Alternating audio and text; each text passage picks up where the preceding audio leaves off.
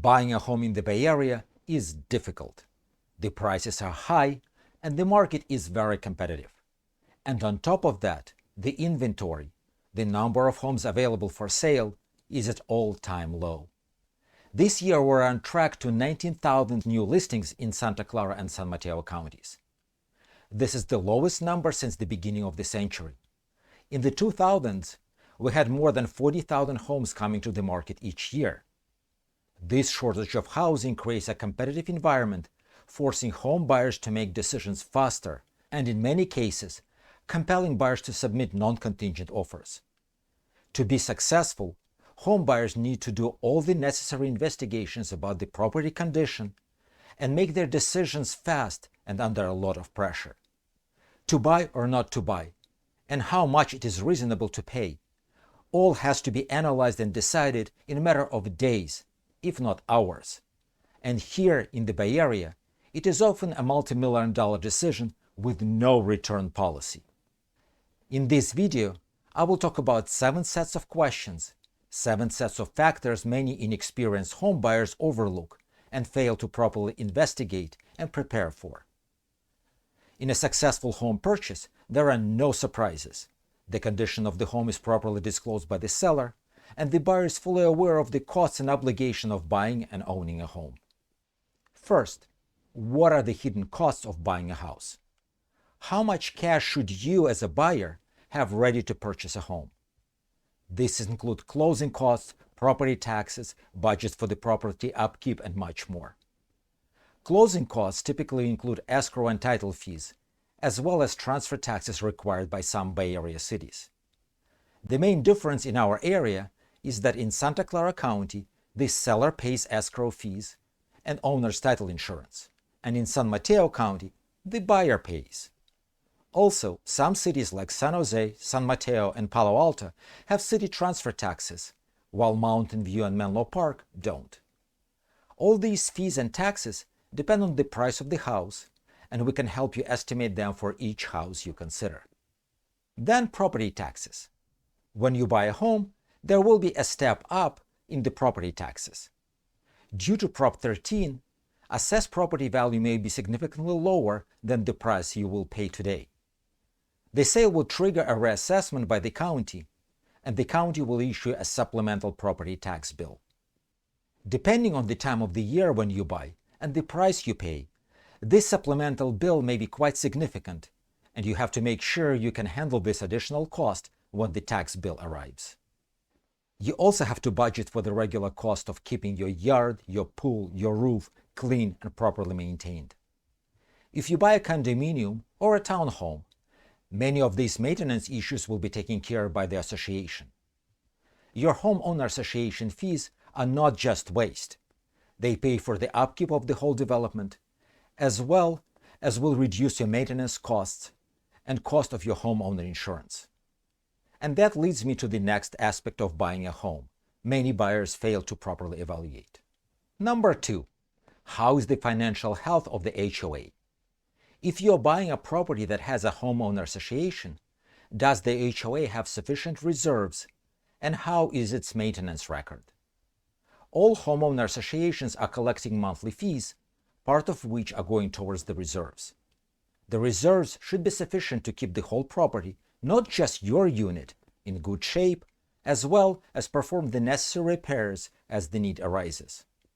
But in some cases, the HOAs fail to maintain sufficient reserves. The owners often delay decisions about their monthly fee increases or defer maintenance, and it may lead to special assessments. Special assessments are one-time fees that are supposed to cover budget shortfalls or cover unexpected expenses like damage caused by natural disasters. Sophisticated homebuyers will do their due diligence to investigate the association balance sheet and to understand the potential for the possible monthly fee increases or impending special assessments. Number 3, and it is a relatively new question: can you insure the home you want to buy? Due to recent California natural disasters, fires, floods, and mudslides, many insurance companies are limiting their presence in our state. Some companies are not writing new policies, Others are even refusing to renew the existing ones. The problem is really severe if you're buying a home in a high fire danger area or in a flood zone. Carefully read the environmental hazards disclosures, discuss it with your realtor, and then get an insurance quote. Finding affordable coverage is not a small task. Everything matters for the type and the cost of the available insurance policies, location of the property, its age, condition of the roof, surrounding vegetation, and much more. It may be necessary to include a homeowner insurance contingency in your offer, or secure an insurance quote before even writing an offer.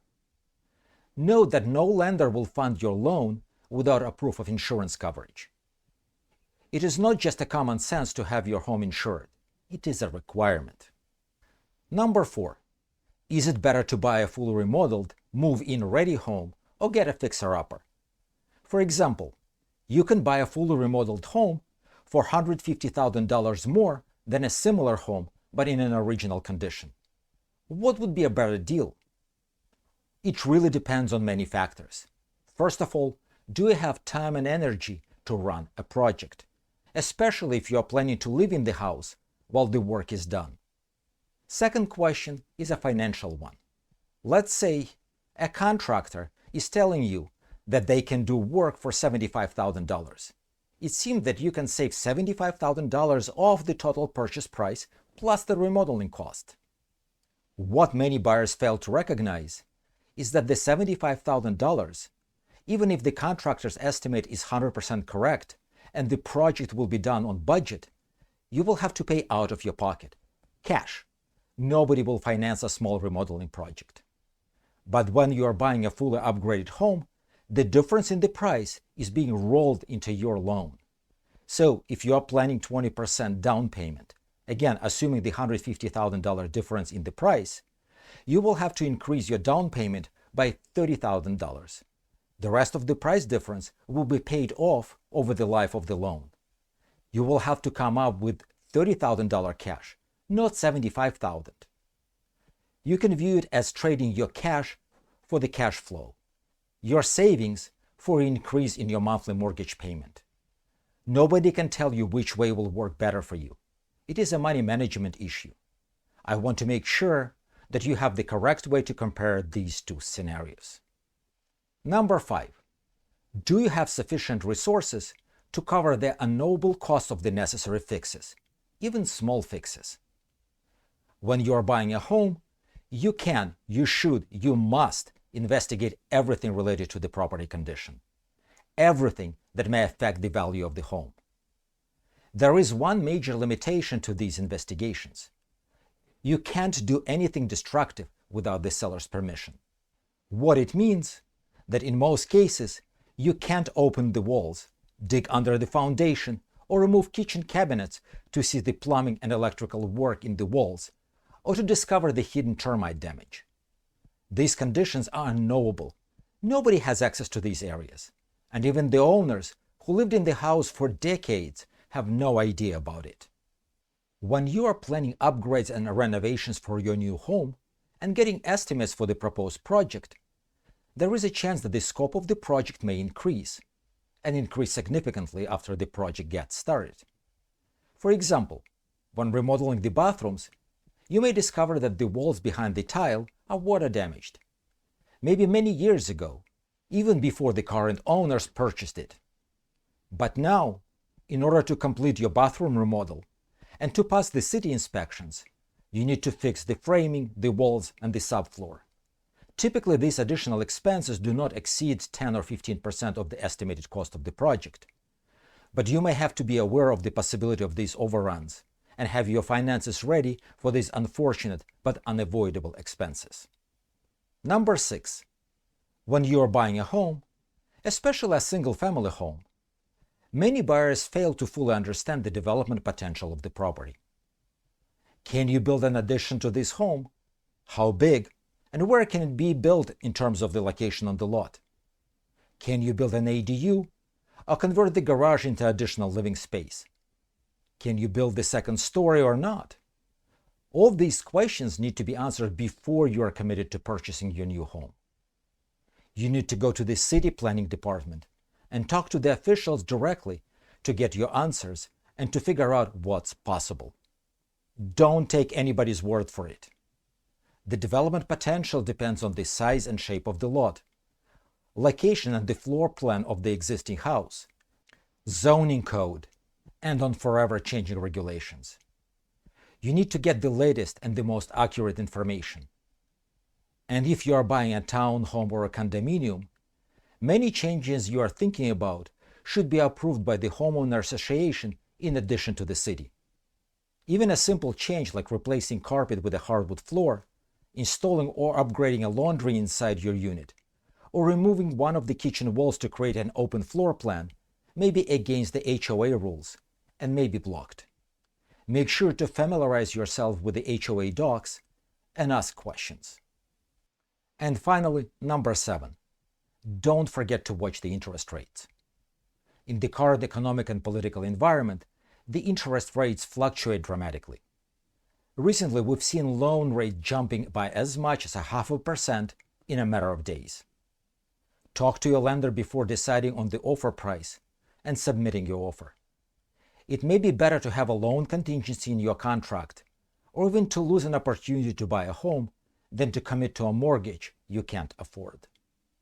Note that the interest rate on your pre-approval letter is just a quote. Your actual interest rate will be locked only after your offer is accepted and you have a ratified purchase agreement. If you don't have any contingencies, if you submit a non-contingent offer, you may be committed to buying a home you can't longer afford. This is Michael Talis with the Talis Team. If you're thinking about buying or selling a home within a year or even 2, let's get together on the phone or on Zoom to review what you need to do to enter the market and to complete a successful purchase or sale. My contact information is in the description of this video. Keep in mind that I'm available in the evenings and on weekends, at the times when you are off work. I'm looking forward to connecting with you. Till next time.